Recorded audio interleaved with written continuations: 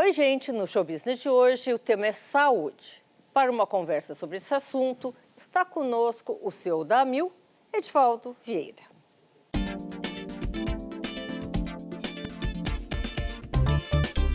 Ele é bacharel em administração, com especialização nas melhores escolas de negócios do país. Desenvolveu carreira na MetLife, no HSBC e no Citibank. Vamos falar agora com o CEO da Amil, Edivaldo Vieira. Edivaldo, bem-vindo ao programa.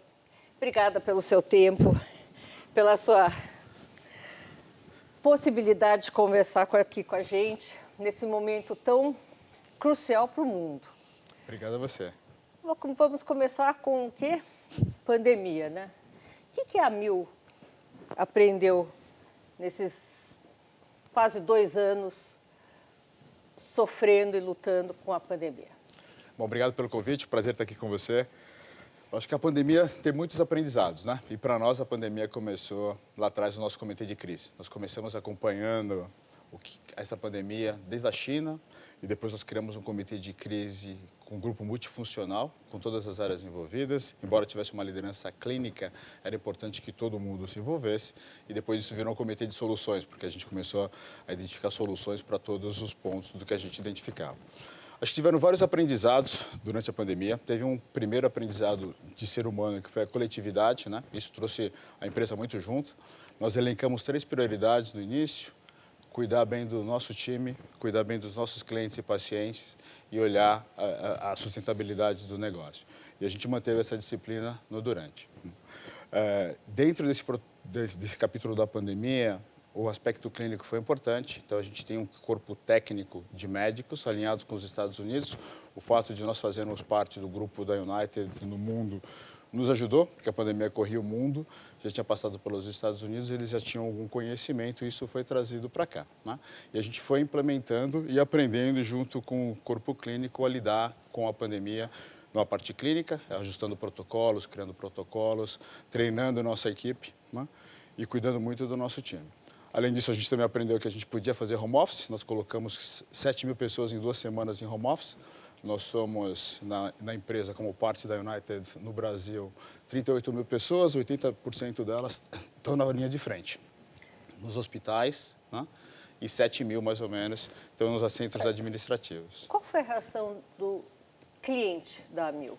Vamos dizer, sou cliente da Amil, começou a pandemia. No começo, vocês devem ter triplicado o sistema, por exemplo, de comunicação, né? Que todo mundo procurando o que era, o que não era.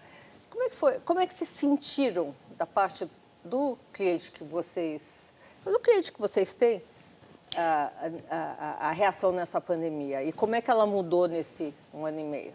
Acho que o primeiro ponto era um ponto de preocupação e desconhecimento. Então, a gente, sim, tivemos vários aspectos de comunicação proativa, né? Tanto os nossos clientes, as empresas que nós temos, 396 mil empresas, mais os nossos quase 6 milhões de beneficiários. Então, a gente comunicava proativamente detalhes sobre a doença, né? E também detalhes sobre os nossos procedimentos, né? Como é que iam funcionar os hospitais, como é que iam funcionar as nossas clínicas. Isso foi um ponto importante. Para atender os nossos clientes, à medida que a pandemia evoluiu, nós expandimos leitos e investimos. Então, nós expandimos os nossos leitos de UTI em 30%, chegamos a expandir a 40%. Olhamos também não só para os nossos clientes, mas para a sociedade. O grupo doou 42 milhões de reais para a sociedade, desde máscaras de proteção, desde cestas básicas, até ceder hospitais para a prefeitura de 400 leitos, como nós fizemos em Curitiba e em Sumaré. Como essa doença, essa pandemia, essa Covid, ela, enfim, não existia. Como é que contratualmente a Amil tratou disso?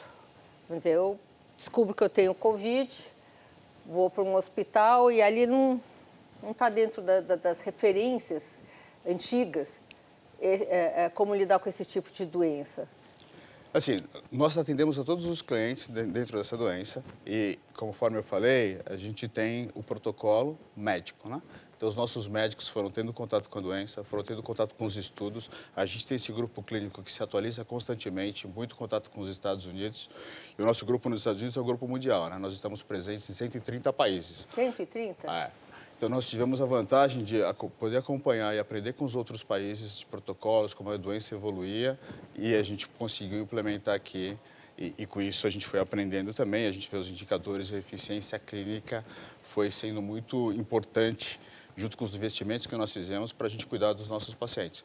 Nenhum cliente Amil, nenhum paciente ficou sem leito ou sem tratamento na Amil durante esse período todo.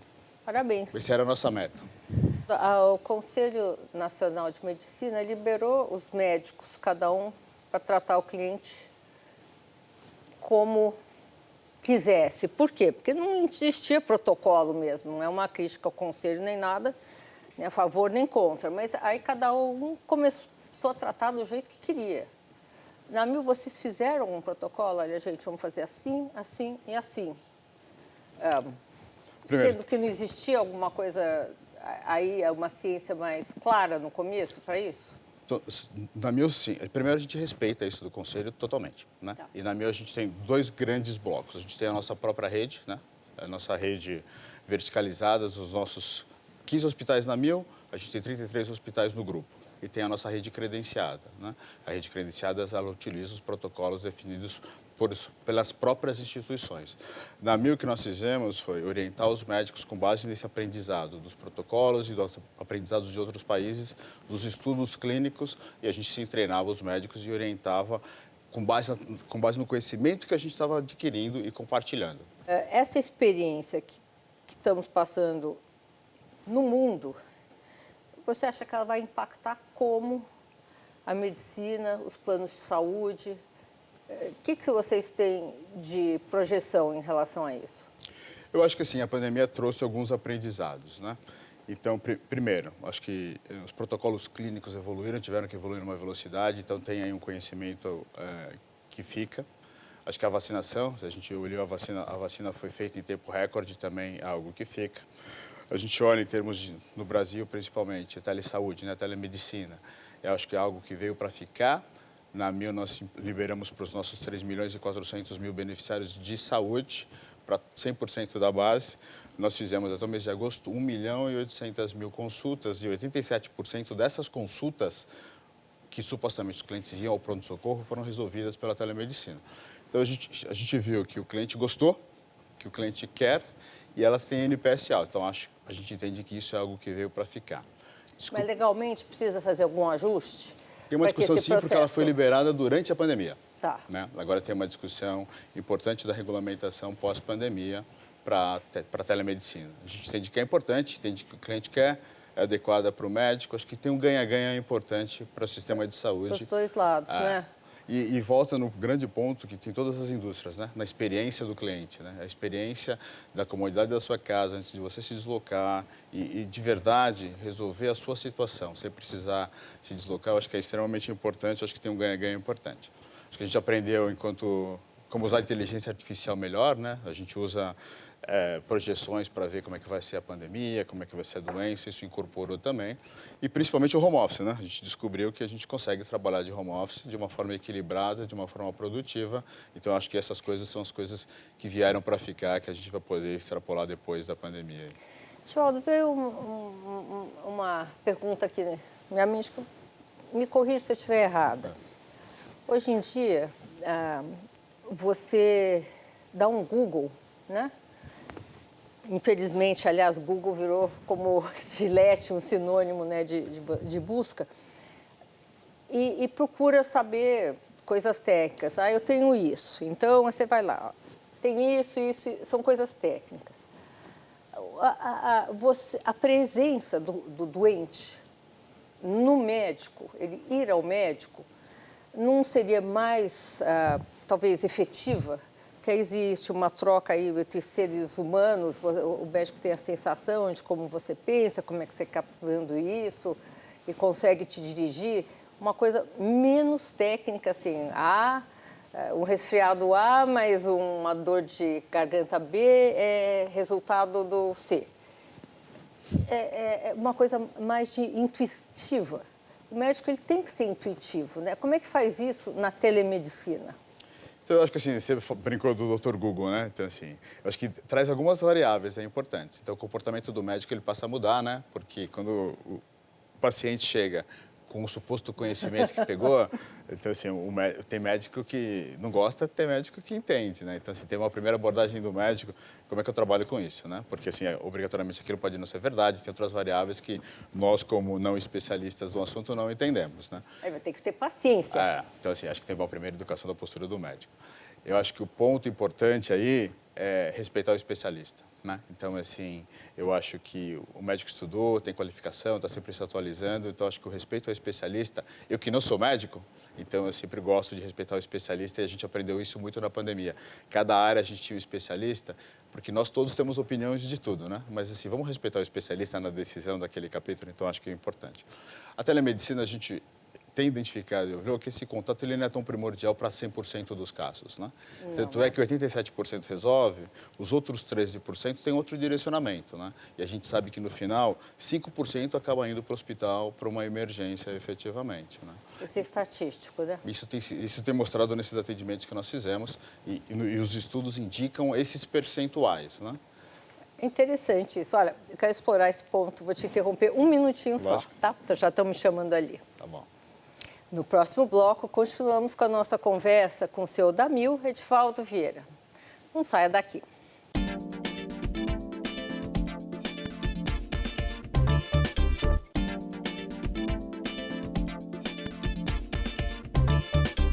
Voltamos com o nosso entrevistado, o senhor Damil Edivaldo Vieira. Edivaldo, estava ali explorando você um pouquinho no bloco anterior sobre esse contato do médico físico, né, com o paciente e a telemedicina. E você estava dizendo aqui que 87% dos casos você resolve à distância. Como você diferencia isso? Como é que o médico diferencia isso? O médico ele tem protocolos também, né? Então, na telemedicina, ele tem protocolos. Como você vai no hospital, tem a triagem da enfermeira, depois tem o direcionamento para o médico. E ali tem muitas coisas simples, né? Que não tem tanta urgência de ser resolvida no hospital, né? Porque a gente deveria deixar para o hospital os procedimentos mais complexos, né? Então, o médico consegue efetivamente, com os protocolos e com o atendimento, resolver. Ele jamais vai colocar a situação de algum paciente em risco, né? Porque, se na dúvida, ele sabe que na dúvida é melhor ir para o hospital, ele vai efetivamente direcionar para o hospital. É que, como no Brasil a gente tem esse costume de modelo hospitalocêntrico, a gente sempre quer correr para o hospital para resolver qualquer coisa, né? Hospital e farmácia, né? Então, eu acho que com a telemedicina a gente aprendeu que pode ser um pouco diferente, né? Assim, se eu quero ter o conforto de querer ir para o hospital, tudo bem, mas olha só, eu tenho uma opção antes de me deslocar, né? Que é ter uma orientação médica. E pela telemedicina, não é simplesmente a consulta, né? Mas ele consegue, com regulamentação, gerar a consulta, gerar a indicação médica, você vai com a bula para comprar o seu remédio, você vai com a receita para comprar. Então, assim, e tudo de uma forma autêntica, né? Então, assim, tem um caminho importante. A gente tem gostado bastante desse modelo. Esse modelo, né? Eu acho que ele veio para ficar, não sei, não entendo, sou uma leiga aqui, mas agora vamos fazer uma análise do que aconteceu com a Amil nesse 1 ano e meio, 2. Os planos aumentaram, assim, de volume, vocês cresceram, não cresceram? Como é que funcionou isso? Existe alguma nova modalidade de produto que vocês estão oferecendo em função da pandemia? O que você pode me dizer sobre isso? Olha, nós desenvolvemos produtos mais adequados às necessidades financeiras dos clientes nesse período. Então, assim, olhando agosto agora, comparativo com o ano passado, nós crescemos 220 mil beneficiários. Então, a gente tem efetivamente crescido. A gente vê a taxa de inadimplência muito baixa. Os clientes que estão... Sim, assim, você vê que o plano de saúde, mais do que um desejo, é uma necessidade, né? E a gente tem pesquisas que mostram que tem sido um objeto de desejo e que manter o plano em dia, sem dúvida alguma, é importante para esse momento, principalmente nesse momento de pandemia, é isso que a gente tem identificado. A gente também tem negociado, porque ao mesmo tempo que você tem baixa taxa de inadimplência, você tem aí a crise econômica, né? Então, a gente tem um grupo que olha efetivamente possibilidades de negociação com o cliente, de descontos, de ajustes no preço, de oferecer novos produtos que efetivamente o cliente possa pagar. Então, a gente tem efetivamente essa preocupação de como adequa isso às necessidades do cliente. Um plano, assim, mais acessível? Porque os planos de saúde, quando eles começaram muito caros, né? quantos anos? 30, 40? Não, enfim.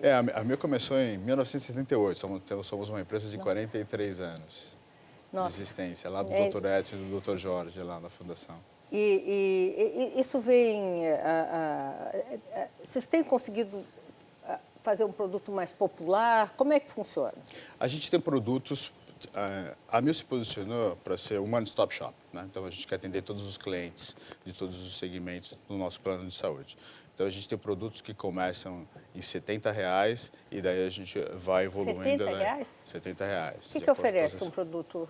Os produtos têm ambulatórios, têm exames e têm hospitais. Né? Tá. Então, assim, todos os produtos têm. O que varia no preço é a rede e a abrangência, né?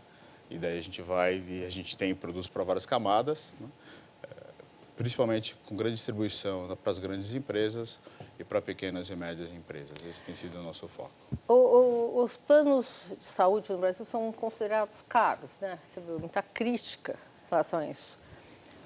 Por que eles são caros? Tem alguma explicação para isso? Qual a explicação? Eu não acho que eles são caros, eu acho que eles são adequados. A saúde no Brasil tem alguns impactos importantes, né? Então, assim, se incorpora a tecnologia, ela aumenta o custo na saúde, efetivamente, ela não resolve, não reduz de imediato. Você tem o envelhecimento da população com mais tratamento. E você também tem um componente importante que é a utilização indevida, né? Quando a gente olha fraude, abuso e desperdício nesse setor, é na ordem de 26%, né? É alto. Nos Estados Unidos, quanto também é alto, isso? Também é alto. Também é alto?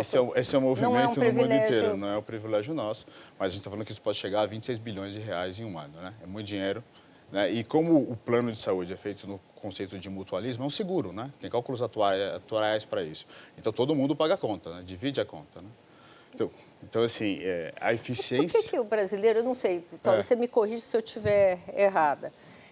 Eu tenho a sensação que o brasileiro, na hora que ele tem um plano de saúde em mãos, fala, oba, então a semana que vem eu vou fazer um exame de estômago, porque está doendo. Nessa outra semana eu vou olhar o meu pé, que também não estava funcionando muito. E se eu tiver um problema com o coração e eu não sei, acho melhor fazer um exame também. Sem uma consistência maior. Me corrija de novo se eu estiver errado. Nos Estados Unidos não tem uma assistência de governo ou das empresas que você faz uma triagem antes de ir ao médico? Olha, vamos ver se essa pessoa precisa mesmo fazer esses exames ou não?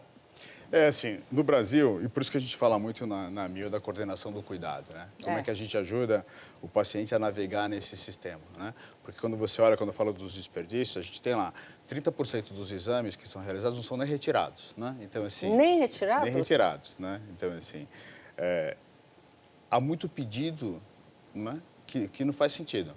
Mas, assim, tem um item importante, a gente tem que atender, tem uma regulamentação e a gente atende. Acho que o brasileiro, nas nossas pesquisas, indicam... Assim, eu tenho, eu vou usar, né? Acho que não é um pouco, mas assim, eu tenho, eu vou usar, né? Tem a famosa dos reembolsos, né? Tem 2 recibos aqui, custa X, dá 2 recibos porque eu tenho reembolso. O ponto desses comportamentos é que todo mundo paga a conta, né? Isso vai onerando, isso é parte da ineficiência que tem no sistema que acaba onerando. E como é que você muda isso? Como é que você muda o comportamento do paciente? Vamos dizer... Como é que a gente... É muito pretensioso a gente conseguir mudar essa cultura, né? O que nós temos feito? Então, a navegação no sistema, né? E a gente tem, na Amil, por exemplo, a gente oferece ainda um médico de família, né?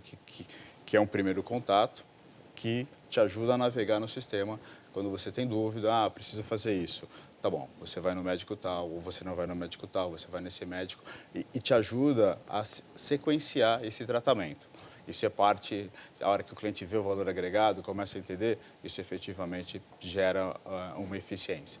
Também tem os programas, né? A gente tem alguns programas de saúde, como de tabagismo, de gestante, de saúde mental, que a hora que você engaja no programa, esse programa te ajuda a tratar o seu problema de saúde, né? Por isso que a gente diz muito, cuidado certo, no lugar certo, na hora certa. Isso que vai gerar essa eficiência no sistema. Mas é uma combinação entre nós, enquanto empresa, enquanto setor, provermos essa solução e o cliente começar a entender que ele tem um valor agregado em participar dessa solução e esse engajamento é que vai gerar essa eficiência. Não é algo simples, não é algo fácil, mas é algo que a gente entende que precisa ser feito. Edivaldo, eu como paciente, né, tenho notado o seguinte, os médicos, eles tendem a trabalhar hoje com 0 grau de erro. Então, é assim, eu acho que eu estou com um pouquinho de dor no joelho. Ótimo, vai fazer uma ressonância, vai fazer isso, porque aí é 0 grau, porque você põe numa máquina e ali vê se tem ou não tem. Antigamente não existia isso, né? O médico, ele avaliava, tinha que ter percepção daquilo, né?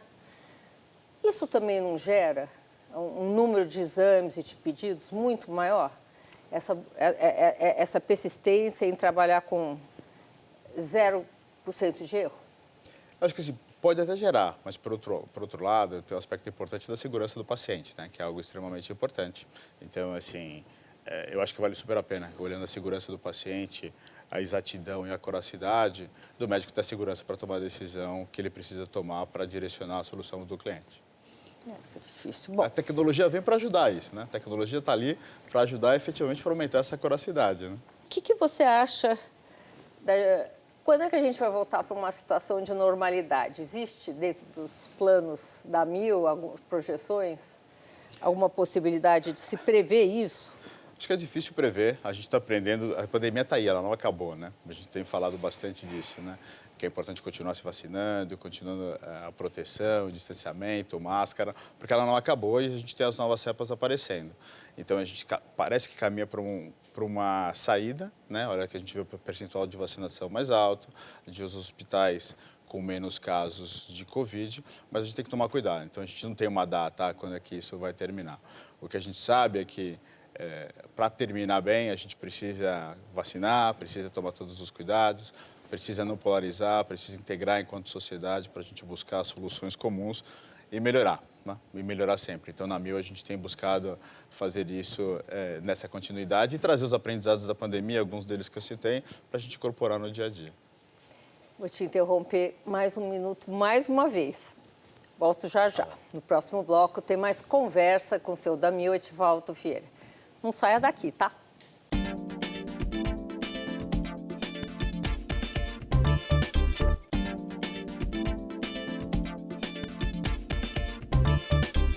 Oi, voltamos com o nosso entrevistado, o CEO da Amil, Edivaldo Vieira.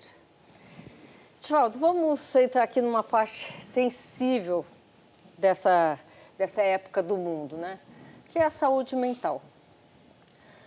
Vocês estão entrando com uma campanha sobre saúde mental. A Amil está entrando com essa campanha. O que é essa campanha e por que vocês resolveram montar uma coisa desse tipo? Saúde mental é um tema muito importante para nós. A gente tem carregado essa bandeira. A gente está na segunda fase da campanha e agora é a cara das empresas, né? Mas a gente já começou isso lá atrás, né? Em 2018, tinha um estudo da OMS que já dizia que em 2020, saúde mental seria uma das doenças de incapacidade, a depressão especificamente, muito intensa em 2020. Então, em 2018, a gente criou nosso programa de saúde mental para os nossos clientes, né? Pré-pandemia? Pré-pandemia. E na pandemia a gente viu intensificar. Hoje a gente tem 4.200 pessoas já no nosso programa de saúde mental. Teve um acréscimo de 53% no período durante a pandemia. Nossa. A gente começa a olhar adolescentes entrando no programa, que era algo que a gente não via. A gente viu isso acontecendo nos últimos 6 meses, né? Então é uma preocupação que nós temos. A gente resolveu trazer isso não só para a empresa, mas dentro da nossa missão de fazer que os nossos clientes tenham vidas mais saudáveis e que o sistema de saúde funcione melhor para todos. A gente trouxe essa bandeira de saúde mental para a sociedade, né? Porque isso não é aquele mimimi, né, como as pessoas gostam de falar, é algo silencioso e é importante a gente ter o espaço para conversar, para entender e para que as pessoas possam falar, né? Eu posso contratar um seguro de saúde mental com a Amil? Como é que vocês fazem? Os nossos clientes que têm os nossos planos têm direito automaticamente. A gente está na evolução agora dos nossos produtos para oferecer só o produto de saúde mental para o mercado. Essa é a nossa próxima fase. Uma coisa isolada. Porque a gente viu que ele é importante. Aí, se eu precisar de um psiquiatra, um psicólogo, a Amil cobre?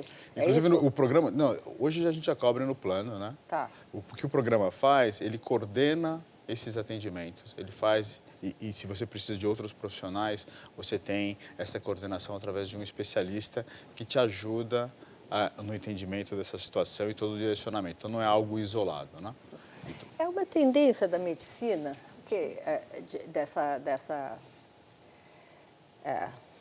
essa linha de pensamento de que você próprio produz as suas próprias doenças?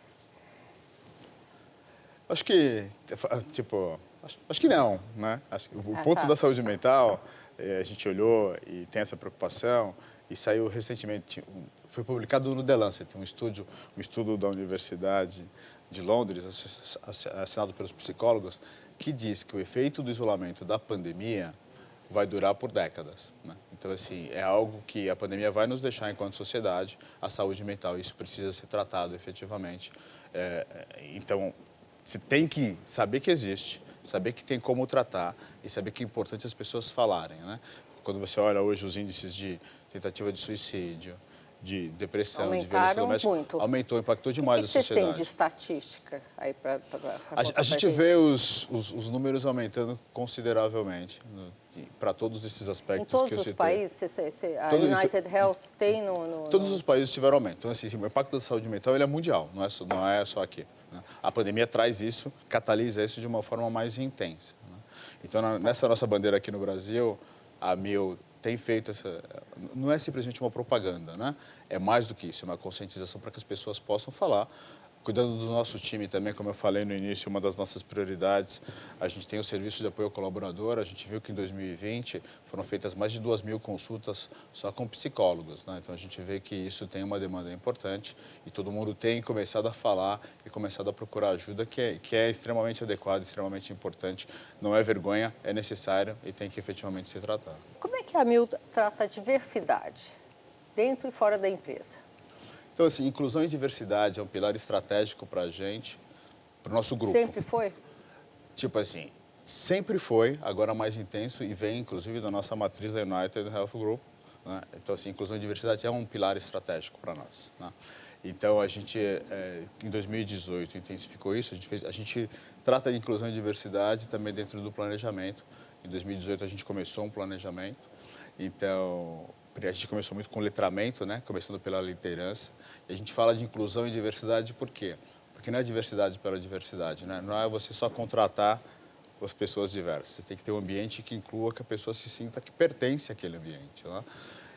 Então, o primeiro ano a gente falou muito de letramento da liderança. Segundo ano a gente começou a ir para as ações, porque as ações elas têm que ser intencionais, né? A gente entende que as empresas refletem a sociedade e a gente traz para a empresa os nossos vieses inconscientes, os nossos preconceitos, a gente tem que tratar isso.